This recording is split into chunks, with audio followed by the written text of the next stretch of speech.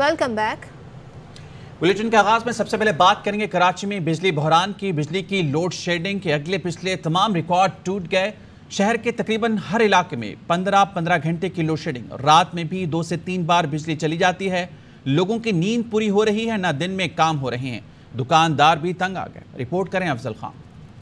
गर्मी हो या हब्स और अबर आलूद मौसम, लोड शेडिंग का अजाब जारी रहता है। कराची में इन दिनों लोड शेडिंग का दौरानिया 12 घंटे से ऊपर पहुंच गया है। North Karachi, Orangi town, AB senior line, Gulshan Zahoor, Nazimabad 2 number, Paposh Nagar में लोड शेडिंग का सिलसिला तवील हो गया है। पूरा दिन लाइट नहीं होती, बिल 14,000 15,000 गरीब आदमी कहाँ से भरे। रातों को बत्ती चल जाती है, पूरा दिन बत्ती नहीं होती हमारी। 7.5 घंटे जाती है रोजाना। सुबह जाती है 4 बजे, 7:30 बजे आती है, फिर जाती है 10 बजे, आती है 12:30 बजे, फिर 12:30 बजे जाती है, फिर आती है 3:30 बजे, 3:30 बजे आती है, अभी तक नहीं आई है। कुछ इलाकों में इलाकाई फॉल्ट्स भी फौरी दूर नहीं किए जा सके। बल्दिया टाउन, महाजर कैंप, इत्तेहाद टाउन, रशीदाबाद समेत केमाड़ी के कई इलाके बिजली से महरूम हैं। लांढी, कोरंगी और कोरंगी सनती एरिया के मुख्तलिफ इलाकों में भी बिजली की आंख मचोली जारी रहती है। बत्ती का तो कोई पता नहीं, अब आ जाए तो अब आ जाए, और चली गई तो गई। सुरजानी टाउन, खुदा की बस्ती, गुलिस्तान जोहर, कामरान चौरंगी समेत नॉर्दर्न बाईपास के मज़ाफ़ात में भी बिजली की बंदिश की शिकायत मिल रही हैं।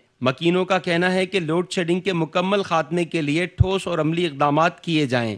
कराची के शहरियों का कहना है कि हज़ारों रुपए मालियत के बिल तो भेज दिए जाते हैं, लेकिन उनके इलाकों के अंदर बिजली नहीं होती। लिहाजा नेपरा को इस सारी सूरत हाल में नोटिस लेने की ज़रूरत है।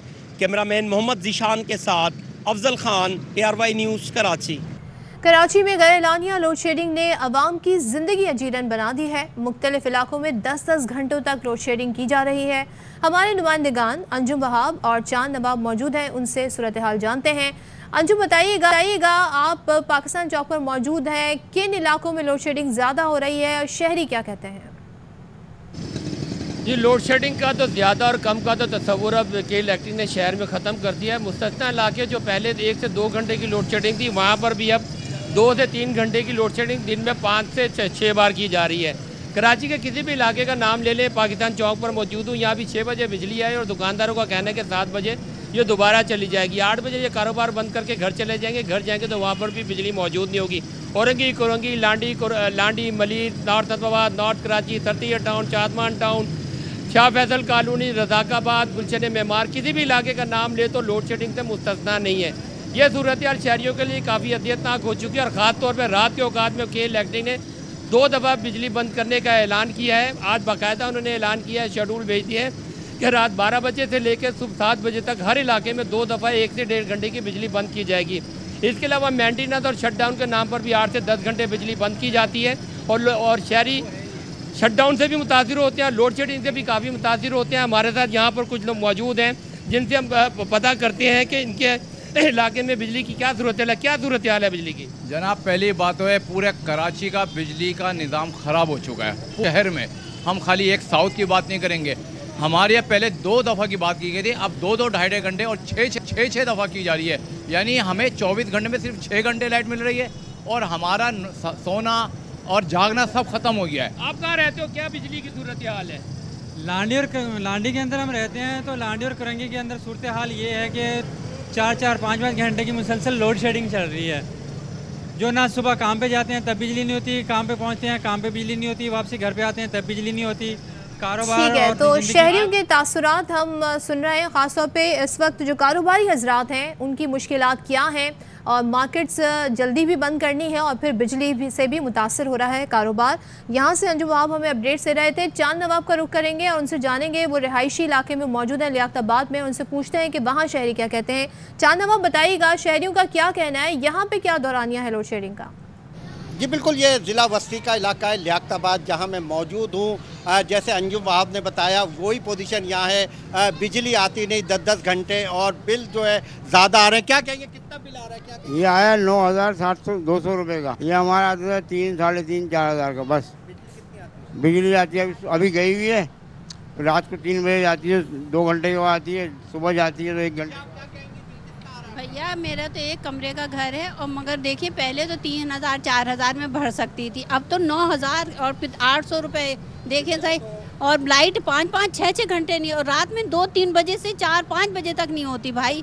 हाँ, पहले बिल कम था, इतना नहीं था। अब के 10,000 गरीब आदमी कहाँ से भरेगा भाई? देखो जरा क्या मैं तो बेवा हूँ कि मैं तो बेवा हूँ, कोई मेरे बच्चे हैं वो अपने वो करते हैं। भाई बिजली का कराएंगे तो हम बोलेंगे, वरना बेकार है बोलना बुलाना, कुछ होता ही नहीं है बिजली के पे।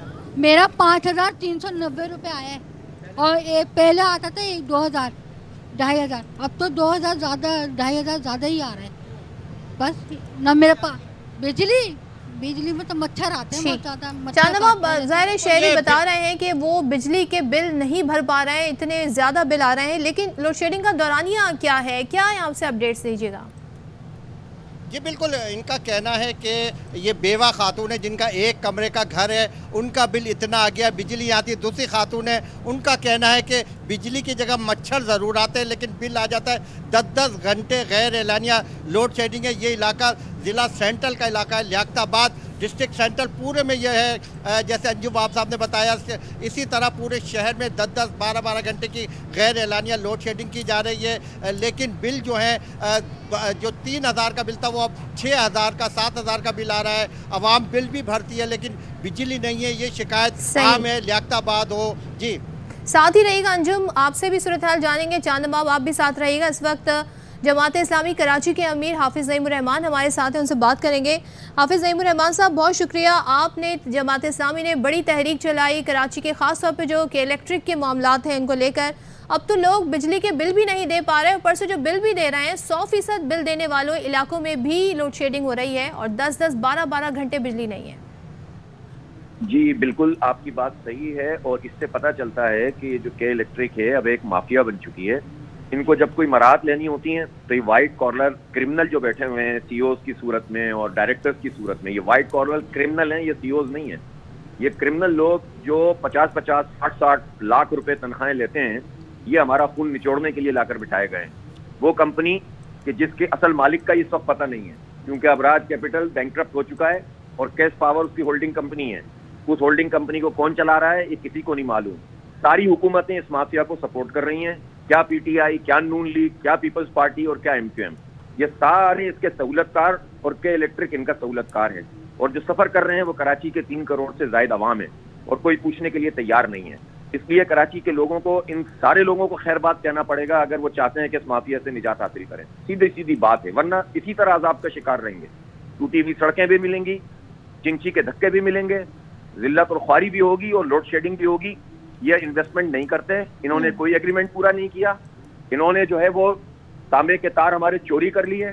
ये 42 अरब रुपए खाए बैठे हुए हैं कराची के आवाम के, क्लॉब एक्ट की मद में हमें वापस मिलने थे बिजली के बिलों में। इनको नेपरा सहूलतकारी करती है, इनके लिए 11 अरब रुपए के फ्यूल एडजस्टमेंट चार्जेस के नाम पर यूनिट चार्ज करते हैं ये, और ये हमारा बेड़ा गर्क कर रहे हैं। लेकिन इनको कोई पूछने वाला नहीं। शहरी क्या करें कि इलेक्ट्रिक के ये मसाइल ठीक है, आप बता रहे हैं, मेंशन कर रहे हैं, आप अदालत का रुख करेंगे। दूसरे जो शहर की इस वक्त मजमूई सूरत हाल है, सड़कों की हालत हम देखें, हम सफाई सुथराई की हालत देखें, तो लगता है यहाँ पे हुकूमत नाम की कोई चीज नहीं है। ऐसा ही है, हुकूमत है लूटमार के लिए है, करप्शन के लिए है। आप ये देखें ना कि इस वक्त आप किसी जगह भी जाना चाहते हैं, एक जगह से दूसरी जगह आपको घंटों लग जाते हैं, इसलिए कि सड़क टूटी हुई है और गटर का पानी होता है। और आप इस वक्त शहर के अंदर की सड़कों और गलियों में चले जाएं तो आपको तकरीबन 40-50% जो है वो टूट और गटर का पानी मिलेगा। बाज़ आबादी में तो 90% इस वक्त जो है गंदगी मौजूद है। मैं रोजाना विजिट करता हूँ शहर की मुख्तलिफ आबादियों में, जाता हूँ, लोगों से मिलता हूँ रोज की बुनियाद पर। ये तो घरों में बैठे हुए हैं ना, बातें करते हैं, बड़ी बड़ी शाहराहों पे आकर मुस्तफा वहाब साहब कहते हैं हमने क्लियर कर दिया। और भाई गटर का पानी कौन निकालेगा? तुम 15 साल से यहाँ पर विराजमान हो, तुम्हारे इत्तेहादी एमक्यूएम वाले हैं जिनके हाथ में पूरा शहर होता था, बर्बाद करके रख दिया इन्होंने। ना कोई पानी का प्रोजेक्ट मुकम्मल कर रहे हैं, ना कोई जो है वो ट्रांसपोर्ट हमें फराहम कर रहे हैं, और ना जो है वो हमें कोई रिलीफ देने के लिए तैयार हैं। तो इसलिए कराची के लोगों को बेदार होना पड़ेगा। और देखें, फिर बल्दियाती इलेक्शन से भी फरार हासिल करना चाहते हैं। कमाल ये है कि इस वक्त तो सबसे ज्यादा इस वक्त शहर की जरूरत है कि यहाँ एक बल्दिया हो, उसका एक मेयर हो, उसके टाउन के चेयरमैन हो, उसके यूसी के चेयरमैन नाजमीन हो, काउंसिलर्स हो, ताकि लोग अपने गली मोहल्ले के मसले भी हल करें और शहर का भी कोई वाली वाले हो। लेकिन ये फरार इख्तियार करना चाहते हैं। और पहले जो चीजें किसी को याद नहीं आई, वो अब सब याद आ कि जो है कोई इलेक्शन कमीशन भाग रहा है, कोई सुप्रीम कोर्ट जा रहा है, कोई हाई कोर्ट सही। जा रहा है। और यकीनन जो इस वक्त मसाइल हैं वो बढ़ते चले जा रहे हैं, चाहे वो बिजली के मामलात हो या फिर सड़कों की हालत हो, कराची के आवाम के मसाइल में इजाफा ही हो रहा है। बहुत शुक्रिया आपका हाफिज नईम रहमान। के इलेक्ट्रिक को बिजली देते हैं, वो पैसे नहीं देते। वजीर खजाना मिफ्ता इस्माइल भी नाला कहते हैं रोजाना 1000 मेगावाट बिजली दे रहे हैं, लेकिन के इलेक्ट्रिक पैसे अदा नहीं करती। पिछले साल के पैसे भी अब तक नहीं दिए। के इलेक्ट्रिक 2150 मेगावाट बिजली फरोख्त कर रही है, जिसमें से 1000 मेगावाट विफाक की है। विफाक ने इनके पैसे रोके तो क्या बुरा किया। कराची इलेक्ट्रिक की एवरेज सेल जो महीने की है ना 2150 मेगावाट है। 1000 मेगावाट वफाकी हुकूमत फ्री में बिजली दे रही है और 2100 मेगावाट की वो बिजली बेचते हैं। तो जो आपसे बिल लेते हैं वो सिर्फ 1150 मेगावाट कवर कर रहे हैं, बाकी तो फ्री में मिल रही है उनको बिजली। पिछले साल एक पैसा उसके अवैस नहीं दिया। तो अगर हमने बिजली इलेक्ट्रिक के बिजली के पैसे रोके हुए हैं कि 1000 मेगावाट के, उन्होंने भी पैसे रोके हुए हैं। पीटीआई रहनुमा अली जैदी कराची शहर में गैर एलानिया लोड शेडिंग पर बरस पड़े। कहते हैं दुनिया भर में तेल सस्ता हो रहा है, लेकिन कराची में बदतरीन लोड शेडिंग की जा रही है। किस बात की लोड शेडिंग हो रही है? मिफ्ता इस्माइल ने आकर पहला काम ये किया कि कराची के 350 मेगावाट बिजली छीन ली। अब तो दुनिया में तेल भी सस्ता हो रहा है, एनर्जी कॉस्ट भी कम हो रही है। किस बात की लोड शेडिंग? 3 बजे रात को, 2 बजे रात को बिजली नहीं है जी। लोग बेचारे गर्मी में सड़ रहे हैं, तबाही है। किस बात की लोड शेडिंग है? क्या उनके पास फ्यूल नहीं है? क्या कोयला नहीं मंगाया? क्या तेल नहीं मंगाया? क्या फर्नेस ऑयल नहीं मंगाया? क्या LNG नहीं? क्या प्रॉब्लम है शहर में? अभी भी लोड शेडिंग हो रही है। किस तरह आप कराची के माशी हब को चलाना चाहते हैं? पहला काम जो मिफ्ता ने किया, 350 मेगावाट बिजली कम कर दी कराची। मुस्तफ़ा कमाल कहते हैं कराची का मसला चोरों का नहीं, चौकीदारों का है। 40 साल से चौकीदारों ने कराची को लुटवाया है। के इलेक्ट्रिक की इजारादारी की वजह से बिजली का मसला हल नहीं होता। कराची का मसला चोरों का नहीं है, कराची का मसला चौकीदारों का है। जिस घर का चौकीदार चोरों से मिल जाए, उस घर को कोई लुटने से बचा सकता है? 40 सालों से इसकी चौकीदारी जिन लोगों के पास है, उन्होंने शहर को लुटवाया है। बार बार काला पानी फेरा गया था शहर पे सड़कों के नाम पर, वो सारा काला पानी बह गया, एक बारिश में बह गया। मल्टीपल लाइसेंसेस आपको देने हैं हर हाल में। ये के इलेक्ट्रिक की जो मोनोपोली, उसके कार्ड इशू होते हैं बाकायदा। मल्टीपल आपके पास ऑप्शन हो, जाके आप परचून की दुकान से कार्ड खरीदें। जब कंपटीशन होगी डिस्ट्रीब्यूशन में और प्रोडक्शन में कंपटीशन होगी, तो लोग रेट भी, कंपनीज रेट भी कम करेंगे। और उसको पता होगा कि अगर मेरा सर्विस ठीक नहीं थी तो मेरा कार्ड फेंक कर कोई दूसरा कार्ड जाकर इस्तेमाल कर लेगा। मजीद खबरें रिपोर्ट से एक ब्रेक के बाद।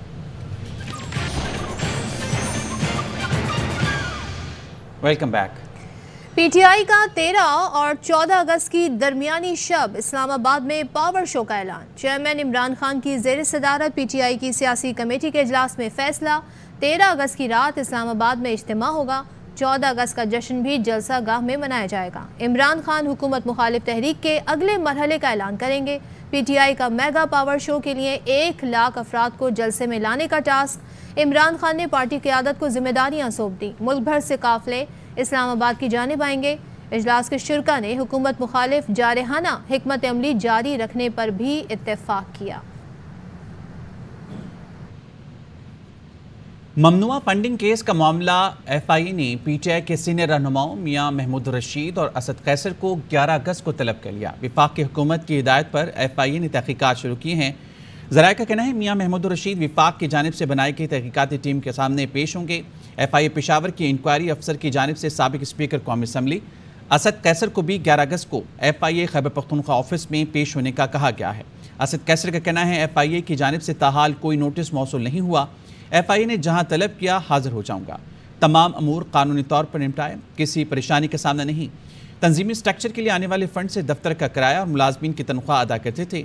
दफ्तर में 3 मुलाजिम थे, तनख्वाहें चेक के जरिए अदा करते थे। गवर्नर पंजाब बलीगुर रहमान ने पंजाब के 21 रुकनी काबीना से हलफ ले लिया। हलफ उठाने वालों में राजा बशारत, मियां असलम इकबाल, यास्मीन राशिद, डॉक्टर मुराद रास और दीगर शामिल। गवर्नर हाउस में तकरीब के दौरान इमरान खान जिंदाबाद के नारे गूंज उठे। लाहौर से ख्वाजा नसीर की रिपोर्ट। गवर्नर हाउस लाहौर की सादा और पुरवकार तकरीब में गवर्नर पंजाब बलीगुर रहमान ने 21 रुकनी सूबाई काबीना से हलफ लिया। हलफ बर्दारी की तकरीब में वज़ीर आला पंजाब चौधरी परवेज़ इलाही और स्पीकर सूबाई असम्बली सप्तैन खान शरीक हुए। मैं इस्लामी नज़रिया को बरकरार रखने के लिए कोशा रहूँगा। हलफ उठाने वालों में राजा बशारत, मियाँ असलम इकबाल, यास्मीन राशिद, डॉक्टर मुराद रास, मियाँ महमूदुर रशीद, अली अफजल शाही, हाशिम डोगर और अंसर मजीद खान समेत दीगर शामिल थे। अपने फ़राइज़ की कमा हक़्क़ुहु अंजाम दही के लिए ऐसा करना ज़रूरी हो। हलफ उठाने के बाद मीडिया से गुफ्तगू करते हुए सूबाई वज़रा ने कहा कि इनकी अव्वलीन तरजीह अवाम की खिदमत है। तकरीब के इख्तिताम पर पाकिस्तान तहरीक इंसाफ के पुरजोश कारकुनों ने गवर्नर हाउस में इमरान खान जिंदाबाद के बुलंद नारे लगाए। कैमरामैन अदील यासिर के साथ ख्वाजा नसीर, ARY न्यूज़, लाहौर। पंजाब काबीना से हलफ लेने पर लीगी अरकान असम्बली गवर्नर पंजाब बलीगुर रहमान से खफा हो गए। मरियम नवाज़ को शिकायत कर दी। ज़रा के मुताबिक लीगी MPs ने तहरीक इंसाफ के वज़रा से हलफ लेने की मुखालफत की। ज़रा का कहना है वज़ीर-ए-आज़म शहबाज शरीफ की हिदायत पर गवर्नर पंजाब ने वज़रा से हलफ लिया। शहबाज शरीफ और कुछ सीनियर रहनुमा तहरीक इंसाफ के साथ मफामत की पॉलिसी चाहते हैं।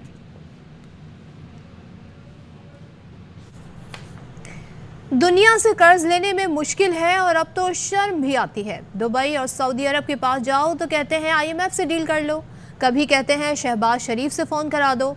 वज़ीर ख़जाना मिफ्ता इस्माइल की प्रेस कॉन्फ्रेंस, कहा मेरी पहली तरजीह महंगाई कम करना थी, ना ही ग्रोथ लाना। मेरी तरजीह सिर्फ मुल्क को डिफ़ॉल्ट होने से बचाना था। यहाँ वक्त हुआ एक ब्रेक। Welcome back. सिंध की बेटी उम्मे रुबाब चांडियो इंसाफ के हुसूल के लिए 5 साल दर दर की ठोकरें खा रही है। उम्मे रुबाब का केस कहां तक पहुंचा, बता रही हैं सखर से सहरिश खोकर।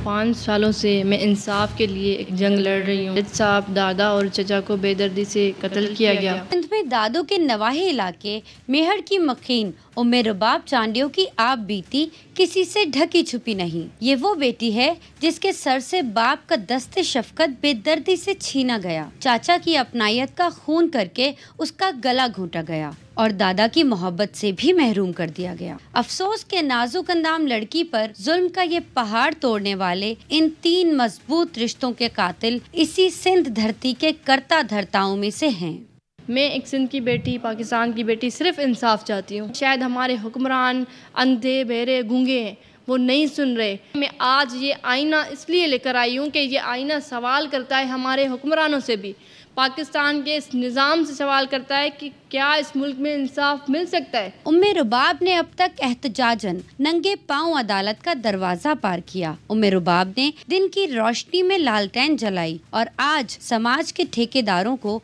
उनका चेहरा दिखाने के लिए आईना भी साथ लाई। उम्मे रुबाब ने ये अज़म जाहिर किया है कि 5 साल लगे या 10 साल, इंसाफ के हुसूल के लिए वो अपनी जंग जारी रखेंगी। कैमरामैन मोहम्मद अली सोलंगी के साथ सरिश खोखर, ARY न्यूज़, सखर। मज़ीद खबरें एक ब्रेक के बाद। Welcome back.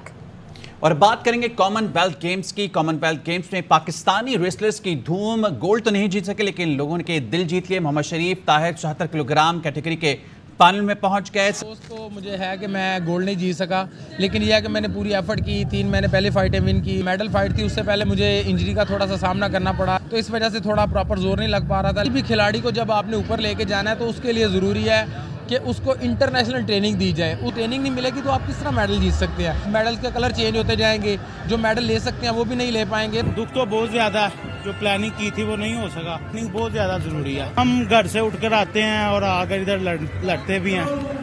चलें, बस जिस तरह सिस्टम चल रहा है अब चलाना तो है ही। न्यूज़ बुलेटिन से फिलहाल इतना ही। मज़ीद खबरों और अपडेट्स के लिए विजिट कीजिए ARYnews.tv और देखते रहिए ARY न्यूज़। अहम तरीन खबरें अब एक क्लिक की दूरी पर।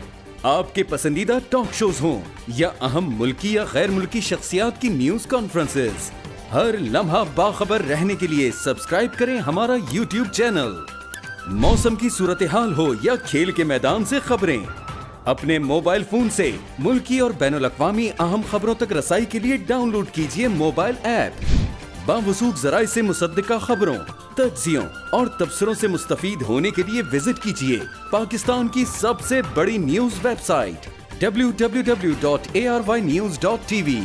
इन सब के अलावा पाकिस्तान का सबसे बड़ा फेसबुक पेज हो, सबसे बड़ा न्यूज़ इंस्टाग्राम अकाउंट या फिर ट्विटर, ARY न्यूज पहुंचा रहा है खबरें सबसे पहले आप तक, ताकि आप रहें हर लम्हा बाखबर।